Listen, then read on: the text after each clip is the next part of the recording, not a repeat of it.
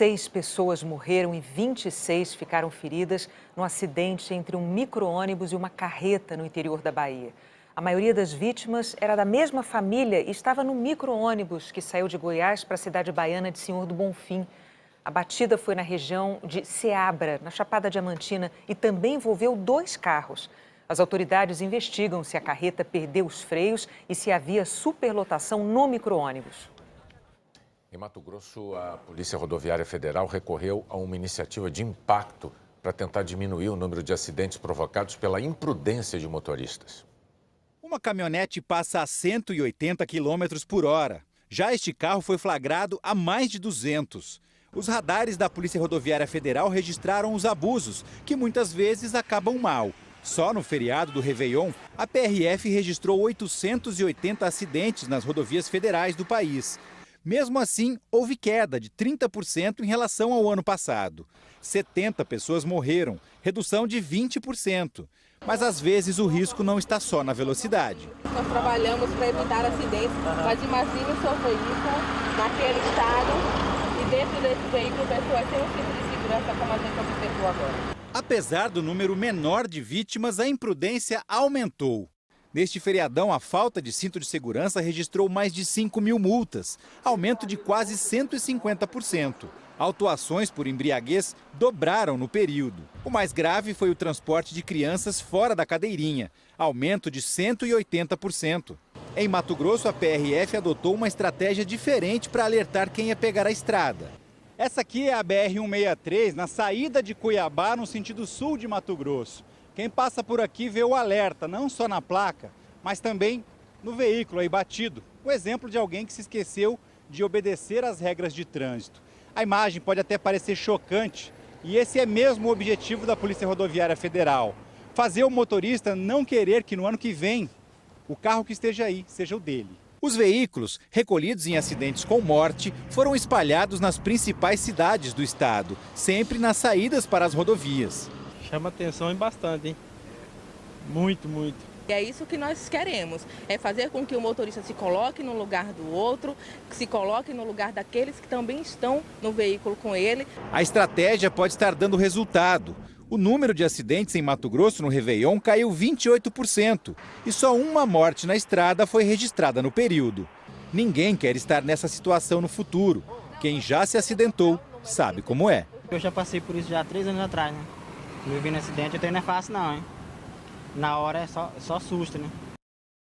Não dá para não usar cinto de segurança, né? Essa altura do campeonato em 2018 e 2019. bebê fora... 2019, ué. E bebê fora de cadeirinha. Sim.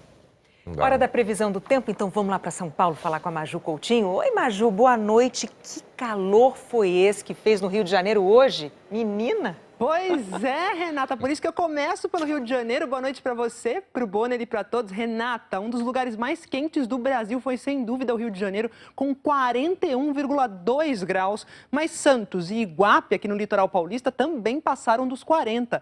Floripa, até o momento, bateu na trave, registrou 39,7 na estação automática. Em Santos, rolou um aquecimento que tem um nome diferente aí, que chama-se adiabático. Ele ocorre em regiões que ficam perto de montanhas. O vento de direção noroeste empurra o ar quente que está na parte elevada do continente para o litoral. Aí, à medida que o ar desce a encosta, ocorre um aumento da temperatura de quase 1 grau a cada 100 metros. Assim, o ar que saiu de São Paulo com 33 graus chegou à Baixada com aproximadamente 41. Amanhã vai fazer 30 graus em Santos, 29 aqui em São Paulo, 28 em BH e dar uma bela refrescada no sul do país. Olha só, 26 em Porto Alegre e 27 em Curitiba. O Rio pode marcar 37, Renata, mas na próxima semana a capital fluminense volta a entrar para o clube das temperaturas quarentonas de novo. E Maju, e chuva, quando chega? E onde? Vem chuva, Renata, porque com esse calorão aí e mais a frente fria que está por perto, então tem aquela mistura explosiva que pode provocar chuva bem forte. Então, muita atenção com a chuva de amanhã, ela pode chegar com tudo mesmo. À medida que esta frente aqui for avançando, o volume de chuva vai aumentando. 20 milímetros em Florianópolis, 40 em Curitiba, 35 em São Paulo. E mesmo em alto mar, a frente vai influenciar o tempo em áreas de Minas e do Rio. Por isso pode chover bastante em Uberaba, Pouso Alegre, aí na capital fluminense, vem chuva à tarde, forte. O calor e a umidade continuam formando nuvens carregadas que devem descarregar bastante água em áreas aqui do norte e provocar pancadas isoladas no centro-oeste. No nordeste, pode chover bastante entre o leste do Rio Grande do Norte e da Paraíba. Previsão que vale para João Pessoa e Natal, onde a chuva deve chegar a qualquer hora. Manaus, com muita chuva a partir da tarde, já Vitória e Salvador, com sol o dia inteirinho, assim como Sergipe, Alagoas, interior de Pernambuco e do Piauí e a pontinha sul aqui do Rio Grande do Sul. Renata. Amanhã a gente volta a se falar, Maju. Até amanhã. Até amanhã. Olha, nos Estados Unidos o tempo esquentou, mas foi no ambiente político do Congresso, em que os parlamentares recém-eleitos assumiram os cargos e o partido do presidente Donald Trump perdeu a maioria das cadeiras. Um Congresso com mais diversidade e o maior número de mulheres da história. Desde que Donald Trump assumiu, o partido dele, o republicano, tinha a maioria das cadeiras tanto na Câmara quanto no Senado. Hoje, isso mudou. A Câmara está oficialmente na mão dos democratas, o que sinaliza uma segunda metade do governo ainda mais difícil para o presidente americano. O novo Congresso assume em meio a uma paralisação parcial do governo federal que já dura 13 dias. Isso porque governo e oposição não conseguem chegar a um acordo quanto ao orçamento. Enquanto isso, milhares de servidores federais estão sem receber salário. E parques nacionais, museus federais, como o Federal Hall aqui em Nova York, estão fechados para o público. O presidente Trump quer que seja incluída no orçamento a verba para construir o muro na fronteira do México com os Estados Unidos. Mas a nova presidente da Câmara, que é da oposição, disse hoje que isso não vai acontecer. Nenhum dinheiro para o muro, disse Nancy Pelosi. Nessa entrevista à rede de TV NBC, Pelosi disse que é muito difícil negociar com Donald Trump. Quando você negocia com alguém, você precisa estabelecer alguns fatos. É difícil fazer isso com o presidente porque ele resiste à ciência, às evidências, aos dados, à verdade. Ela não descartou a abertura de um processo de impeachment, mas disse que a decisão vai depender do resultado das investigações sobre a possível colaboração de integrantes da campanha de Trump com os russos para influenciar as eleições presidenciais. Ela disse, não devemos fazer o impeachment por motivos políticos e não devemos evitar o impeachment por motivos políticos. Um americano que foi preso na Rússia na semana passada foi formalmente acusado de espionagem nesta quinta-feira. Segundo uma agência de notícias russa, Paul Whelan foi preso na semana passada ao receber uma lista de nomes de funcionários de uma agência de segurança russa. Autoridades americanas afirmam que a prisão pode ter sido uma retaliação à prisão de uma espiã russa nos Estados Unidos em julho do ano passado, com o objetivo de negociar uma troca de prisioneiros. Um diplomata norte-coreano que até pouco tempo atrás servia na Itália desapareceu junto com a mulher.